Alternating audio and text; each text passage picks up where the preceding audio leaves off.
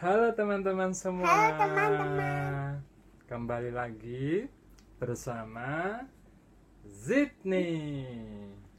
Kali ini ya teman-teman, Zidni ini akan menceritakan gimana sih bisa terapi itu dengan gratis. Jadi sebenarnya beberapa pasien itu takut ya akan adanya biaya terapi, karena biaya terapi itu pun nggak murah ya. Jadi saya coba mencari beberapa informasi, saya coba searching, saya tanyain, itu juga ada yang sekali paket itu 2 juta, 3 juta, bahkan ada yang 10 juta lebih sih. Itu tergantung dari jenis terapi yang teman-teman inginkan. Nah, so kepikiran ya, apakah dengan terapi tumbuh kembang ini bisa menggunakan bantuan BPJS? Sini nek dulu.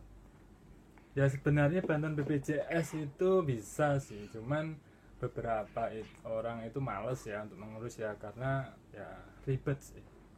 Cuman kalau kalau dibilang ribet ya gimana, namanya juga gratis kan, tidak ngeluarin biaya sama sekali. Lihat nih, sini dulu sini. Baik, di sini saya akan menceritakan ya gimana biar kalau terapi itu bisa gratis. Yang pertama jelas ya, teman-teman semua harus memiliki BPJS. Kartu BPJS-nya itu pastikan dulu harus aktif, harus selalu dibayar. Jadi bagi yang belum punya kartu BPJS ya disarankan teman-teman harus buat dulu, oke? Nah, cara buatnya ya sebenarnya mudah sih, tapi kalau yang sudah bekerja di kantor atau di perusahaan itu biasanya sudah dibuatin sama kantor tersebut, atau kalau membuat pribadi juga bisa. Tapi permasalahannya kadang kan ada yang satu kakak gitu ya. Jadi kalau keluarganya banyak, misalnya ada satu kakak ada 5-6 orang kan kerasa, apalagi sekarang juga iurannya kelas 1 juga lumayan mahal kan. Ya nggak Jitni? Nah inilah Jitni nih yang kalau terapi itu dulunya nangis ya. Jadi Jitni ini ya kembali lagi ke topik persoalan kita, cara mengurus BPJS itu teman-teman bisa lah datang ke kantornya langsung atau mungkin pengajuan online ya, karena sekarang lagi wabah corona. Jadi setelah teman-teman semua punya BPJS, yang pertama adalah jika mau terapi pastikan dulu ya rumah sakit yang teman-teman tuju itu punya fasilitas tumbuh kembang itu secara um, gratis ya, atau bisa menerima pasien BPJS. Karena kadang ada yang bisa ada klinik atau puskesmas atau rumah sakit yang punya fasilitas tumbuh kembang, tapi itu tidak menerima BPJS. Jadi misalkan ya teman-teman, oh saya pengen terapi ke rumah sakit A, tuh ada tuh terapi sensori integrasi, terapi spesialis, tapi kembali lagi seandainya di sana tidak bisa menerima BPJS ya nggak bisa, harus dipastikan dulu menerima pasien BPJS. Jadi saya contohkan ya, kalau misalnya teman-teman tinggal di kota besar gitu ya, anggaplah kota Jakarta, di Jakarta Timur, itu teman-teman bisa terapi gratis itu di Rumah Sakit Hermina Jatinegara. Nah itu di sana ya. Jadi Hermina ya, cabang Hermina itu yang saya ketahui selain di Jakarta Timur ada di Bekasi. Itu di Hermina Bekasi sama Hermina Galaxy yang di ya Grand Galaxy ya. Nah itu pokoknya di daerah situ, Bekasi itu ada 2. Terus Jakarta yang saya ketahui dan saya pernah coba itu ada 1. Nah jadi di situ sebelum teman-teman itu terapi pastikan dulu harus ada surat rujukan dari Vaskes 1. Vaskes 1 itu biasanya kan dari BPJS itu dijelasin kan dari mana nih puskesmasnya. Nah misalnya nih ya, saya ambil contoh dari saya sendiri itu. Vaskesnya itu dulu waktu saya di Bogor itu di Vaskes di klinik namanya klinik Azalia. Nah di situ tertulis kan, ini pokoknya kalau misalnya mau terapi harus melalui Vaskes 1 dulu. Nah Vaskesnya itu di klinik Azalia. Oke, yang pertama adalah datang ke klinik tersebut nih. Nah datang, terus kemudian yang jelas untuk awal pertama kita mau minta rujukan itu anaknya harus dibawa. Jadi sini Zidni. Jadi Zidni ini sini. Jadi Zidni harus dibawa ke klinik ya teman-temannya. Jadi tidak bisa kita datang sendirian kalau untuk pertama kali minta surat rujukan. Mau kemana Zidni? Mau sini nak. Kalau pertama kali minta surat rujukan itu harus membawa pasien yang akan diterapi, katakanlah Zidni. Dan tentunya Zidni harus punya BPJS sendiri ya, nggak numpang sama orang tua. Setelah saya menunjukkan surat BPJS-nya itu, nunggu kan dokter umum biasanya kalau di klinik itu. Dokter umumnya akan mengecek nih keluhannya apa. Ya, biasanya dulu waktu awal kali pertama mencoba itu Zidni masih umur 2 tahun ya. Keluhannya jelas ya, di umur 2 tahun itu Zidni itu ngomongnya masih sangat terbatas. Bahkan bilang mama, papa itu masih nggak ngerti. Ya kadang-kadang aja manggil gitu loh, nggak setiap saat bisa manggil seperti itu. Dan arahannya harus kuat. Makanya saya beranikan diri ya sudah, coba deh ya via BPJS, maklum ya, karena kan masih belum ada cukup dana kan waktu itu. Ya udah, akhirnya kita ke klinik terus diperiksa sama dokter umumnya, periksa keluhannya apa. Nah di situ nih kita jelasin yang paling mudah adalah speech delay ya. Nah, karena di awal itu dokter masih belum tahu sih sebenarnya penyakit Zidni itu apa, benar apa enggak gitu. Nah dari fase ke-1 itu nanti akan dirujuk. Nah kebetulan waktu itu tuh di Bogor ya, di Bogor kejauhan ya, karena lokasi dari saya dulu di Gunung Putri, terus harus ke rumah sakit Bogor, dari Pindah Bogor kejauhan. Akhirnya saya ambil di yang ada itu, kebetulan klinik itu tuh bisa bekerja sama dengan rumah sakit Hermina Bekasi. Karena gini ya, misalnya nih, fase 1 saya itu di Puskes Bogor, terus saya mau ke Bekasi, itu nggak bisa kalau puskesmas, dia harus sesuai dengan regionnya. Tapi karena ini klinik swasta dan ada korelasi atau reference dari rumah sakitnya itu sudah ditentukan, makanya ini bisa. Nah, kebetulan jadi dari Bogor saya direkomendasikan ke rumah sakit Hermina Bekasi waktu itu, yang ada di dekat stasiun, situlah tempatnya, stasiun Bekasi. Nah oke, setelah itu biasanya setelah dikeluarin suratnya itu dari fase 1 itu ada tanggal berlakunya. Biasanya berlakunya 3 bulan. Jadi setelah misalnya tanggal 1 Oktober gitu ya, suratnya dirilis. Jadi tidak kayak gitu.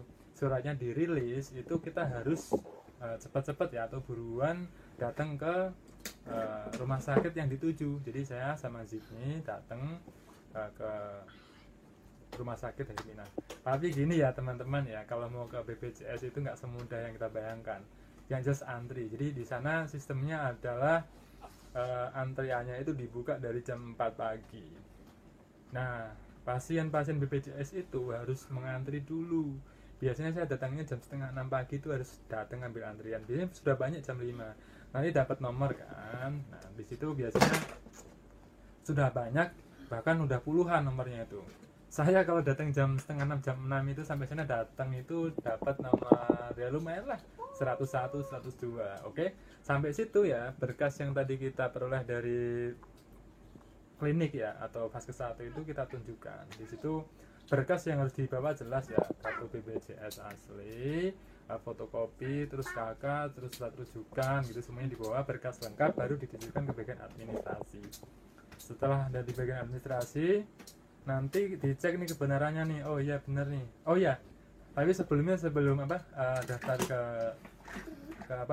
ke dokter, ke bagian administrasi, sebaiknya kita harus nelpon dulu ya ke rumah sakit Hermina. Itu tujuan utamanya ke dokter siapa. Yang jelas untuk tahap awal itu kita harus mereferensikan itu ke dokter anak ya. Jadi terserah siapapun di situ, dokter anak dulu, atau kalau ada itu langsung dokter tumbuh kembang. Nah kebetulan pada saat itu saya itu nggak tahu ya, saya asal pilih dokter anak itu aja. Nah dokter anak itu di situ kan banyak, ya udah nggak apa, kita pilih aja yang mana. Terus setelah tadi dapat nomor, terus ditukar, terus nanti misalnya nih ya, saya datang jam setengah 6 pagi, terus nanti periksanya jam 2 siang.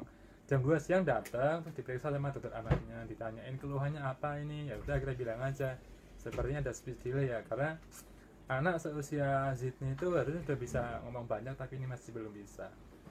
Setelah diperiksa, nah dokter anak ini kalau misalnya punya spesifikasi tumbuh kembang, dia tidak mereferensikan lagi ke dokter anak yang tumbuh kembang, Tapi pada saat itu dokter anak yang saya tuju itu hanya nggak ada spesialisasi, jadi hanya oh ya sudah sekarang ke ibu dokter X ya, karena dokter X itu punya tumbuh kembang. Akhirnya apa, hari itu saya ya udah hanya ketemu dokter anak, dapat rujukan lagi ke dokter tumbuh kembang. Oh oke lah, saya harus ke rumah sakit itu mungkin ya paling cepat sih besok harus ke situ lagi ya, atau mungkin beberapa hari, terserah sih, tergantung waktu yang waktu longgar saya ya.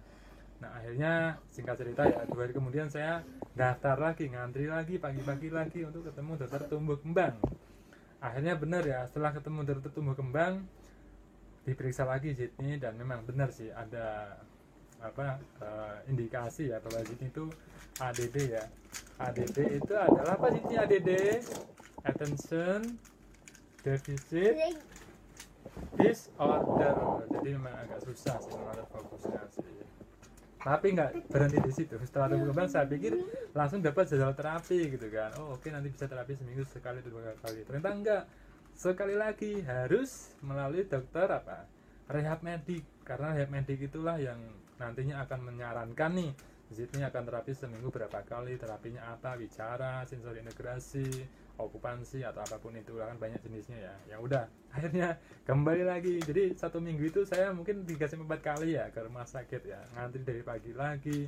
Cuman enaknya memang nggak harus minta rujukan dari puskesmas ya, karena itu berlaku sampai 3 bulan. Nah jadi setelah 2 atau 3 hari kemudian saya ketemu dengan dokter rehab medik. Saya lupa ya nama dokternya siapa, tapi itu sudah terkenal di situ ya.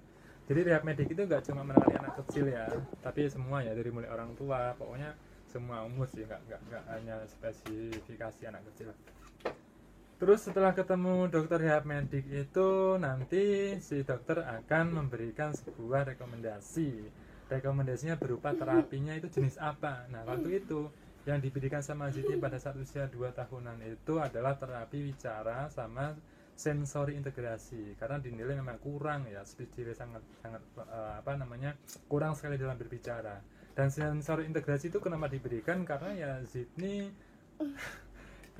ini memang agak fokusnya agak kurang gitu ya. Udah, jadi diberikan 2 terapi itu. Oke, akhirnya dari dokter rehab medik itu kan udah keluar. Nah tapi lagi-lagi itu nggak bisa langsung terapi, karena apa? Karena pasien itu sangat banyak teman-teman. Jadi kita harus menunggu, atau kalau dibilangnya istilahnya adalah waiting list. Jadi kita harus standby, misalnya ya hari Selasa gitu ada pasien yang nganggur gitu, atau delay, jadi kayak gitu nggak jadi gitu. Ya udah, akhirnya jadi bisa nggak, atau si X, si A, si B, si C bisa nggak, kita harus ya siap-siap aja. Kayak misalnya tiba-tiba saya mau kerja, jam 11 ada terapi nih, ambil nggak ya? Ya sudah, ambil aja, nanti saya sama istri gantian gitu kan, atau sama si mbak yang jagain. Nah jadi seperti itu. Nah terapinya itu juga kalau awal biasanya seminggu 2 kali sih, kebetulan jadi waktu itu 2 minggu sekali. Tapi kalau misalnya terapinya itu rutin, biasanya dia akan dapat jadwal setelah 3 bulanan biasanya. Nah itu jadi perjuangan untuk menerapi jadi itu seperti itu. Jadi harus sering bolak-balik ke rumah sakit. Nanti kalau misalnya terapi juga ingat ya, orang tua itu paling nggak ikut. Jadi biasanya dalam sesi terapi itu berjalan sekitar 45 menit lah ya, 1 jam sih. Yang 15 menit itu sesi konsultasi dengan orang tua.